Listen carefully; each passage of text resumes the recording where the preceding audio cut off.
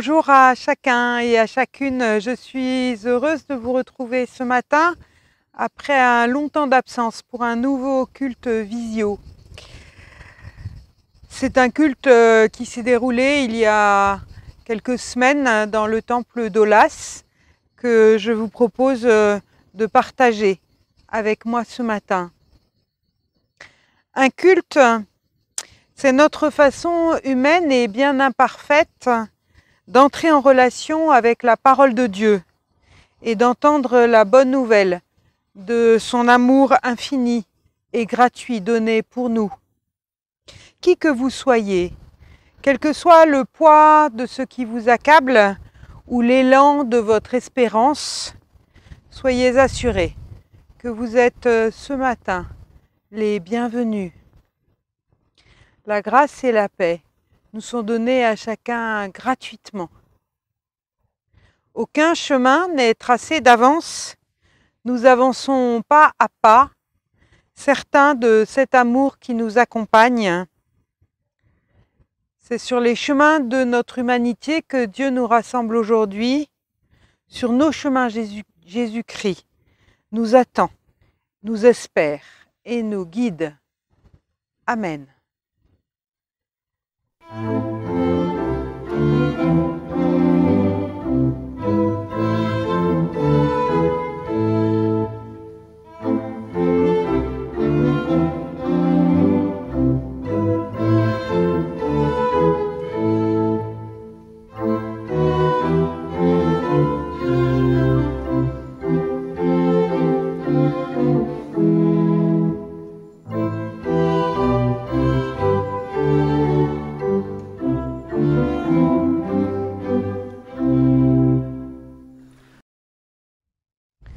Je vous invite à la prière. Notre Dieu, regarde, nous sommes au milieu de la route et nos pas s'arrêtent malgré nous. Nous entendons ta parole, mais d'autres voix nous interpellent. Nous savons que tu nous appelles, mais nous sommes ici, au milieu, et nous n'arrivons pas à avancer. Nous avons peur de l'inconnu, nous sommes fatigués, nous avons mal, nous ployons sous les misères du monde. Nous voudrions avancer, mais notre joie s'effiloche et le courage parfois nous abandonne. Nous entendons tant de choses. Nous sommes attirés par plein de voix autres que la tienne. Nous essayons de te trouver, mais nous ne te voyons pas.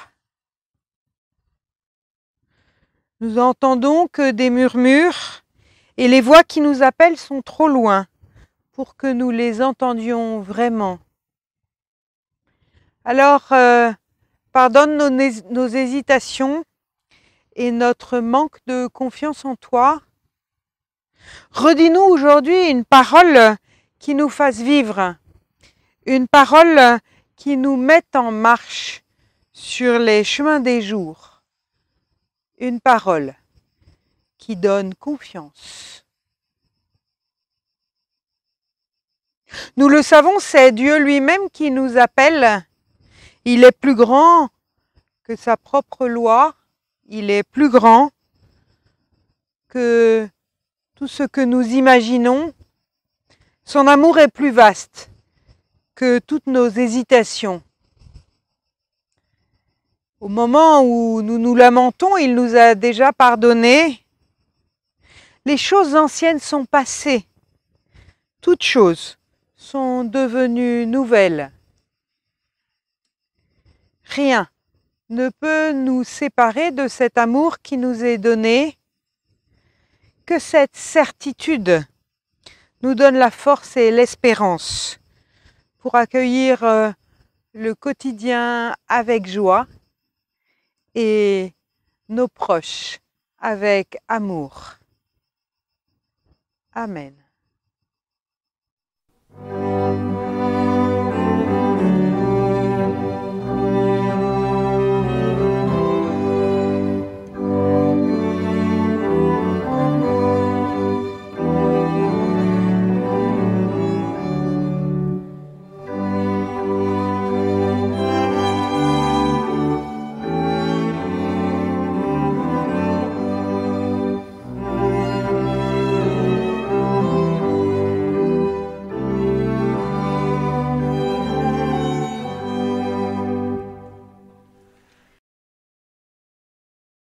Voici qu'un légiste se leva et dit à Jésus pour le mettre à l'épreuve, « Maître, que dois-je faire pour recevoir en partage la vie éternelle ?» Jésus lui dit, « Dans la loi, qu'est-il écrit? Comment lis-tu » Il lui répondit, « Tu aimeras le Seigneur ton Dieu de tout ton cœur, de toute ton âme, de toute ta force et de toute ta pensée, et ton prochain comme toi-même. » Jésus lui répondit, « Tu as bien parlé, fais cela, et tu auras la vie. » Mais lui, voulant montrer sa justice, dit à Jésus, « Mais qui est mon prochain ?» Jésus reprit, « Un homme descendait de Jérusalem à Jéricho. Il tomba sur des bandits qui, l'ayant dépouillé et roué de coups, s'en allèrent, le laissant à moitié mort. Il se trouva qu'un prêtre descendait par ce chemin. Il vit l'homme et passa à bonne distance. Un lévite de même arriva en ce lieu, il vit l'homme et passa à bonne distance. Mais un Samaritain, qui était en voyage, arriva près de l'homme. Il le vit et fut ému de compassion. Il s'approcha, banda ses plaies en y versant de l'huile et du vin, le chargea sur sa propre monture, le conduisit à une auberge et prit soin de lui. Le lendemain, tirant 2 deniers, il les donna à l'aubergiste et lui dit « Prends soin de lui, et si tu dépenses quelque chose de plus, c'est moi qui te le rembourserai quand je repasserai. » Lequel des 3, à ton avis, s'est montré le prochain de l'homme qui était tombé sur les bandits? Le légiste répondit, « C'est celui qui a fait preuve de bonté envers lui. » Jésus lui dit, « Va, et toi aussi, fais de même. »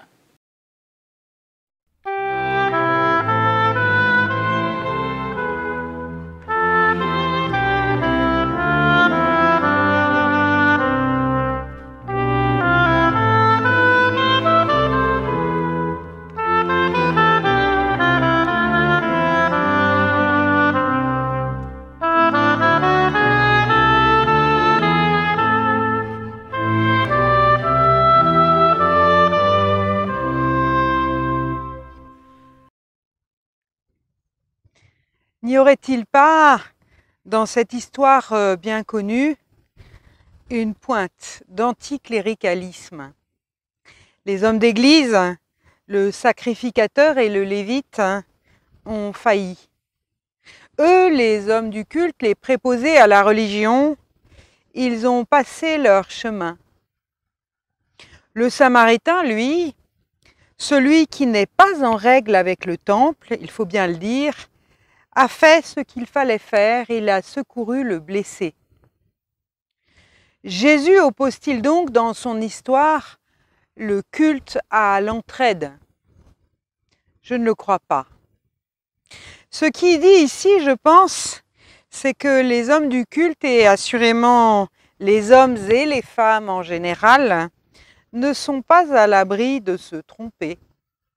Ce qui en fait des hommes et des femmes comme les autres. Et c'est bien. Ils ne sont pas à part du monde. C'est par peur, sans doute, peut-être, par indifférence ou pour d'autres raisons qu'ils passent leur chemin et négligent l'acte humain le plus élémentaire qu'il aurait fallu accomplir. Peut-être se sentaient-ils incapables d'aider, n'ayant pas leur brevet de secourisme, ou redoutant d'être accusés d'exercice illégal de la médecine, ou encore pour des raisons de pureté cultuelle, craignant le contact avec le sang d'autrui. Ils ont simplement obéi à la loi, ils ont simplement eu peur, et simplement, peut-être, ils n'avaient pas le temps. Il y a bien des raisons, et aujourd'hui encore, pour ne rien faire face à la détresse d'autrui. Obéir à la loi, avoir peur, n'avoir pas le temps. Souvenez-vous que dans notre pays, il y a encore peu de temps, existait le délit de solidarité qui s'est exercé jusqu'en 2020. On peut imaginer que le prêtre et le lévite ont fait quelque chose un peu plus tard. Je les vois bien arrivant à Jéricho, alerter le SAMU, faire appel aux autorités en disant « Cela ne peut plus continuer. Que fait donc la police ? La sécurité n'est plus assurée sur nos routes et dans nos quartiers. » En d'autres lieux, ils diront peut-être aussi Rome et ses alliés, c'est-à-dire l'OTAN, ne devrait-il pas intervenir ? Ils pourraient aussi prendre la parole au synode suivant de leur Église, par exemple, pour faire voter une motion sur les étrangers ou les pauvres. On ne sait pas. Ce qu'on sait, en tout cas, c'est qu'ils n'ont pas fait ce qu'il fallait faire au bon moment. Et c'est là que nous retrouvons notre Samaritain, celui que j'appelle le soldat inconnu de la diaconie. Il fait ce qu'il faut au moment où il faut le faire, et parce que personne d'autre ne le fait.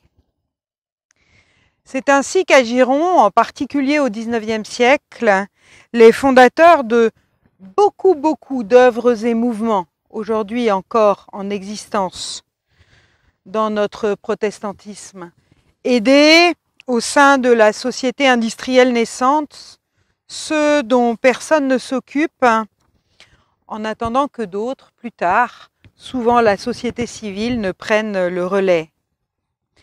Et j'ai été frappée par ce qui est dit au début du texte, par l'engagement du Samaritain. Il fut ému de compassion. Et le terme signifie être pris aux entrailles, c'est-à-dire au plus profond de lui-même. C'est exactement ce qu'on nous dit de Jésus à plusieurs reprises quand il voit des gens dans la foule, des pauvres ou des gens auprès de qui il s'arrête. Il est ému aux entrailles. Cela produit une réaction qui ne se réduit pas à de bons sentiments, aux plaintes ou aux gémissements. Le Samaritain ne se contente pas de soupirer, il agit. Il y a comme un chemin qui se dessine alors et qui va du ventre, des entrailles, jusqu'au blessé, du cœur d'un homme à son action. Le prochain, c'est ici l'homme qui arrive dans ma vie, l'autre qui arrive dans ma vie, sans que je l'attende, et qui m'oblige à une responsabilité inattendue à laquelle je ne vais pas pouvoir me dérober. Emmanuel Levinas souligne cela de façon forte, je le cite, « La proximité d'autrui est présentée comme le fait qu'autrui n'est pas simplement proche de moi dans l'espace, ou proche de moi comme parent, mais approche essentiellement de moi en tant que je me sens, que je deviens responsable de lui. » Et le philosophe dira un peu plus loin que la proximité n'est même pas suffisante. Il faut en plus l'interpellation du visage de l'autre. La relation au visage est d'emblée éthique, dit-il. Le visage est ce qu'on ne peut pas tuer, ou du moins ce dont le sens consiste à dire « tu ne tueras point ». La leçon de Levinas est de dire que nous ne sommes pas spontanément moraux, mais que nous sommes obligés de l'être parce que l'autre fait irruption dans nos vies comme une instance impérative. Le prochain, ça n'est ni le frère ni l'ami que j'aide. Le prochain, ça peut même être un ennemi. C'est en tout cas toujours l'autre dont le visage m'oblige à la responsabilité de l'agir, même si c'est malgré moi. Ce petit bout de phrase, il fut ému de compassion, il fut pris aux entrailles, nous rappelle qu'en dernière instance, l'acte d'amour ne peut pas être simplement un métier ou une affaire de raison, mais qu'il engage l'homme et la femme tout entier. Alors, vous me direz, nous savons bien que l'aide individuelle ne suffit pas, que la bonne volonté a ses limites et que pour aider efficacement, il faut être équipé, formé, spécialisé, organisé, conventionné, agréé, reconnu. Ok, nous sommes d'accord. Mais l'appel n'en retentit pas moins, adressé à chacune d'entre nous, de qui es-tu le prochain? À qui ouvres-tu ton cœur, tes oreilles, ton culte, ta paroisse, ton portefeuille, ton temps? Luther disait « Personne ne peut mourir à ma place, personne ne peut croire à ma place. » J'aurais envie de rajouter « Personne ne peut aimer à ma place. » Certes, bien sûr, nous avons besoin d'hôpitaux, d'établissements spécialisés, nous avons besoin de conseils d'administration dynamiques, prêts à se renouveler, nous avons besoin de politiques audacieuses, de regroupements, de restructuration, bref, besoin de servir dans les institutions les meilleures. Mais la diaconie ne se délègue pas, elle se partage. Et jamais nous n'en sommes dispensés. Et c'est ce que fait le Samaritain. Il agit quand il faut agir, et il est le seul à pouvoir le faire, quelque part ce matin-là, entre Jéricho et Jérusalem. Et quand il entre dans l'auberge, il laisse le blessé aux soins de l'hôtelier. Il n'est pas appelé à la longue durée, ce Samaritain. Il n'est pas équipé pour l'hospitalisation, voire pour la post-cure. Il a fait ce qu'il fallait, et surtout ce qu'il pouvait faire. Et maintenant, il passe la main, c'est à d'autres de prendre le relais. Alors, alliant le cœur à la bonne gestion, notre homme se préoccupe encore du prix de la journée. Il tira 2 deniers, les donna à l'hôte et dit « Aie soin de lui, et ce que tu dépenseras de plus, je te le donnerai à mon retour. » Aujourd'hui, beaucoup de voix critiques se font entendre lorsque l'on veut aider. Attention, attention au risque gros en aidant. On peut très vite être dépassé, fragilisé, voire détruit, parce que nous ne savons pas respecter la bonne distance. Ou parce que l'on veut en faire trop, on risque d'être débordé. Attention au syndrome du sauveur. Attention à nos projections sur les autres. Attention. Mais manifestement, notre Samaritain ne souffre pas du syndrome du sauveur.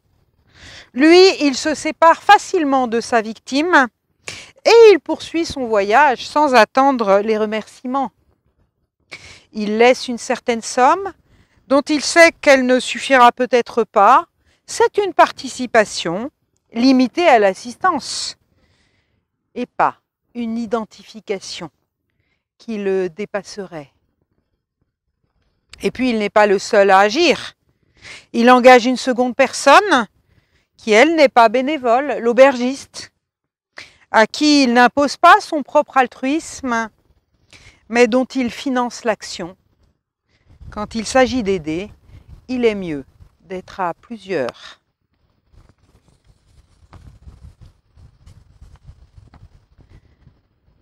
Souvenez-vous des commandements du début de notre texte. Tu aimeras le Seigneur ton Dieu de tout ton cœur, de toute ton âme, de toute ta force et de toute ta pensée, et ton prochain comme toi-même. Dieu nous veut tout entier. Si le Samaritain avait aimé le blessé de toutes ses forces, il aurait dû laisser bien plus que 2 deniers. Mais le prochain, ce n'est pas Dieu. Et l'aide au prochain connaît des limites. Ainsi, le Samaritain prend congé et poursuit son chemin.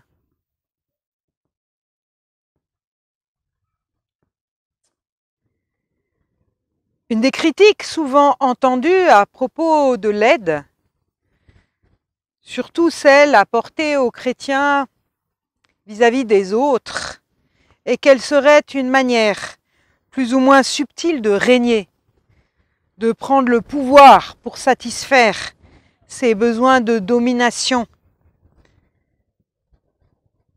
qui tendrait à maintenir l'assisté dans une situation d'infériorité. Et la question aujourd'hui se pose de la même manière pour toutes les institutions qui tirent leur légitimité d'un besoin d'aide en vivant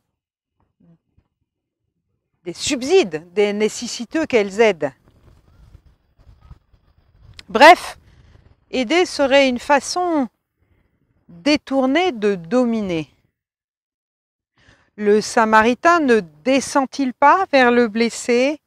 N'est-il pas le puissant, le bien portant qui aide l'impuissant et le malade?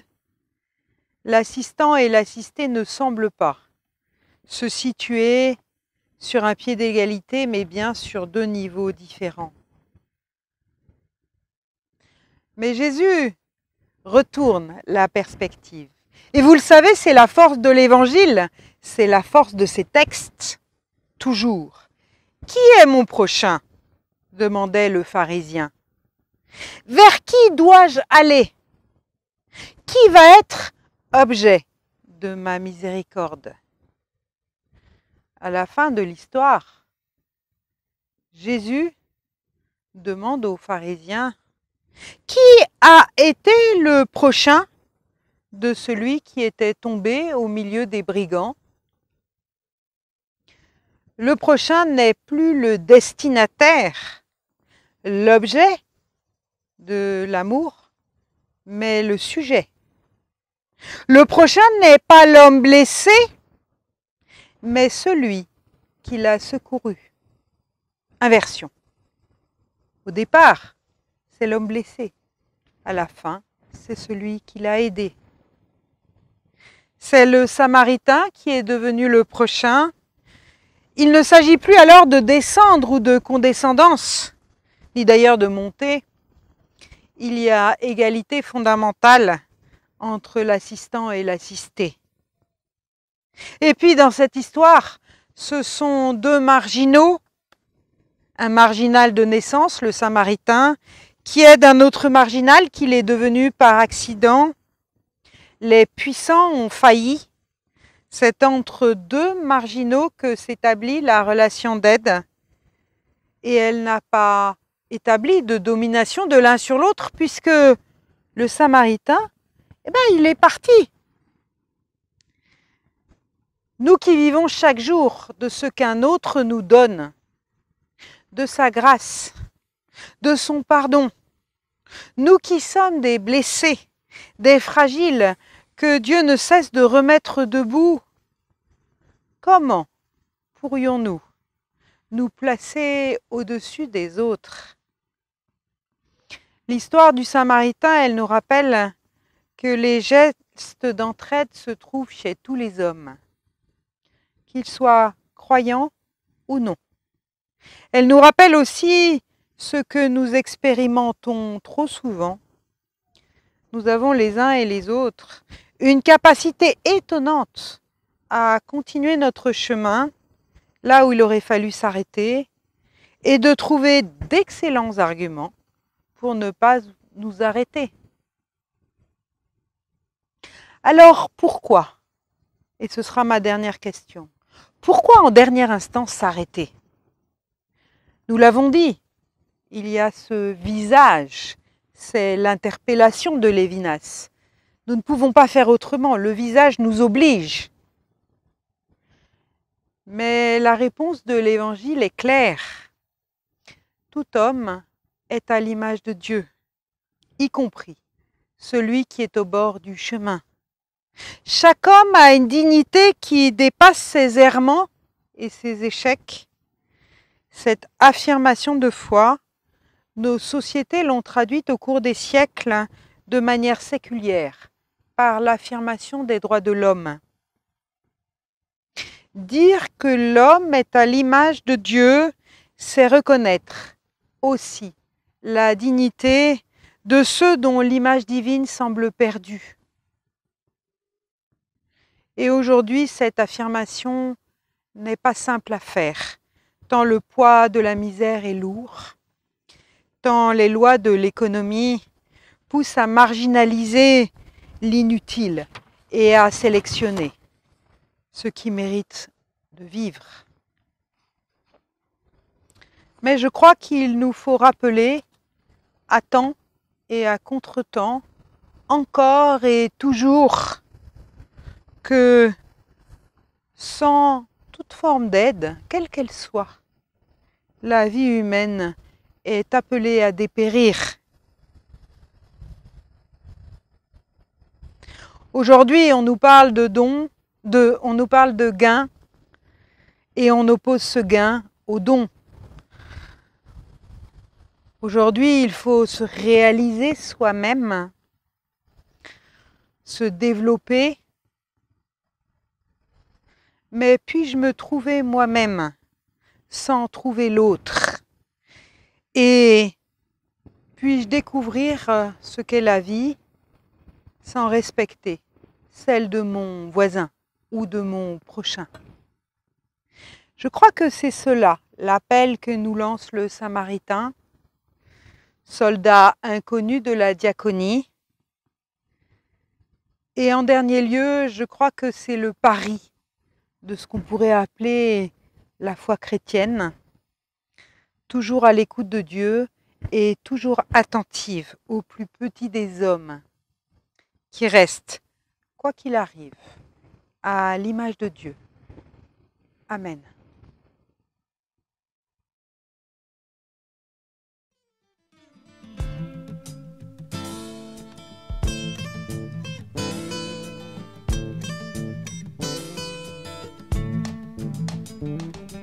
Sur le chemin de Jéricho, un homme portait son fardeau.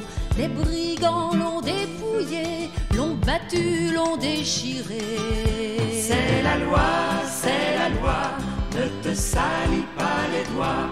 Laisse-le sans remords, il est déjà presque mort. Mais l'amour est passé, aussitôt s'est arrêté. Mais l'amour est passé sous les traits d'un étranger.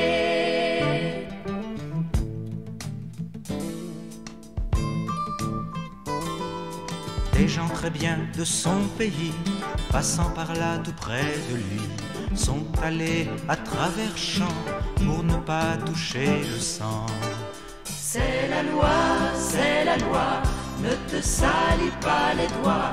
Laisse-le sans remords, il est déjà presque mort. Mais l'amour est passé, aussitôt s'est arrêté. Mais l'amour est passé sous les traits d'un étranger.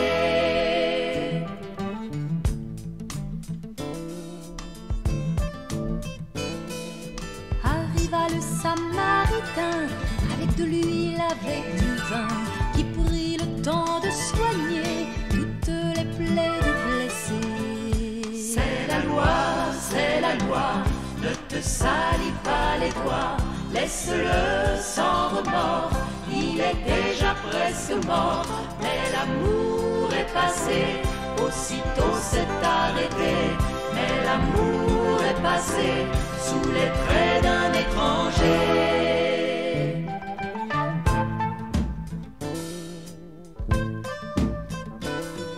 Jusqu'à l'auberge il l'a conduit et l'a traité comme un ami. Depuis ce jour on s'en souvient, c'était le bon Samaritain. Depuis ce jour on s'en souvient, c'était le bon Samaritain.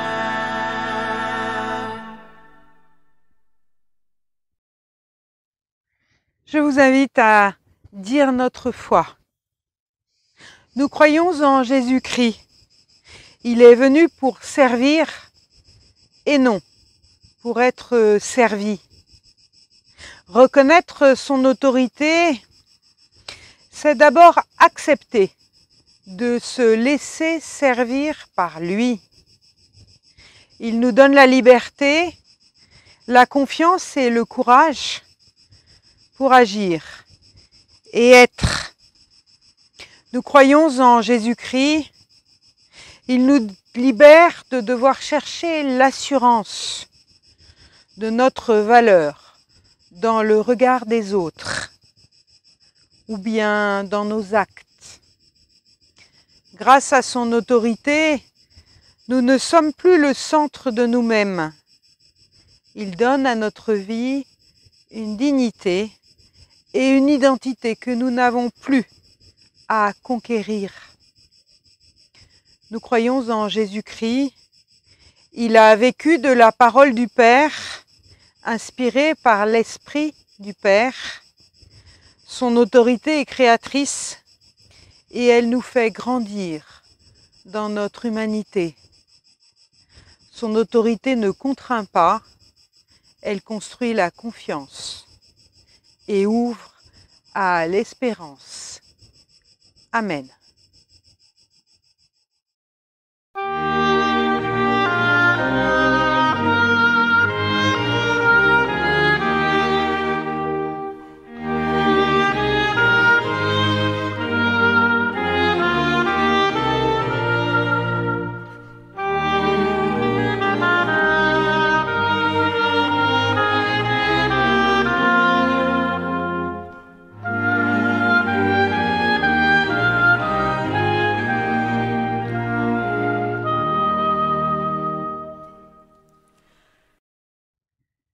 Je vous invite à la prière d'intercession.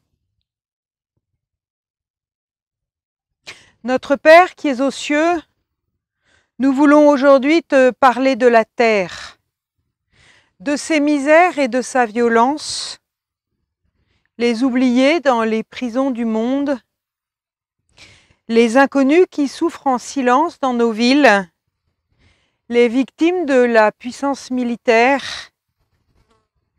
ceux qui sont opprimés par une puissance économique aveugle et sourde. Que tous les hommes te connaissent comme Père, qu'ils se découvrent alors comme des frères, qu'ils aient à cœur de te laisser une place dans leur vie, que soient posés des gestes de réconciliation et de paix, et que ces gestes deviennent signes de ton royaume parmi nous. Fortifie tous ceux et celles qui luttent pour la dignité de l'homme, ceux qui s'engagent à dénoncer la violence et l'injustice. Que ta volonté ne demeure pas de belles paroles, mais qu'elle soit faite sur la terre comme au ciel.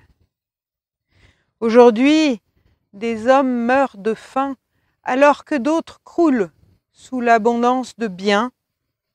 Apprends-nous à partager le pain que tu nous donnes. Les humains s'égarent sur des chemins de tentation, isolement, peur, méfiance, pouvoir. Délivre-nous de la tentation. Voici nos soucis, nos peurs, nos peines, nos angoisses, notre inquiétude, et notre fatigue. Les hommes souffrent, ils sont malades, ils ont seuls. Délivre-nous de ces maux. Voici nos désirs et nos espoirs. Aide-nous à en faire des forces de vie, car c'est vers toi que montent nos prières, car c'est à toi qu'appartiennent le règne, la puissance et la gloire pour les siècles des siècles. Amen.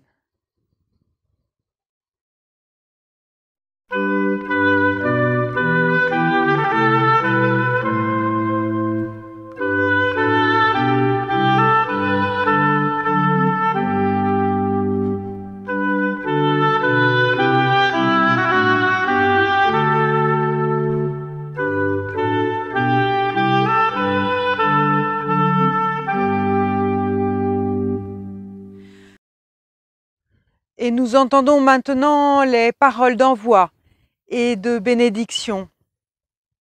Les choses anciennes sont passées, toutes choses sont devenues nouvelles. Nous avons entendu une parole de confiance qui nous lance sur les chemins, à chacun les nôtres, à chacun les siens. Avançons avec courage, avec cette confiance dans le Christ qui nous accompagne. Dieu nous bénit et nous garde. Il nous accorde sa grâce, il tourne sa face vers nous et nous donne sa paix. Allez chacun, chacune avec cette paix qui vous est donnée pour aujourd'hui, pour les jours à venir et pour longtemps, je l'espère. Nous nous retrouverons, je pense, le mois prochain pour un nouveau culte visio. D'ici là, bonne fin d'été à vous. À bientôt. Au revoir.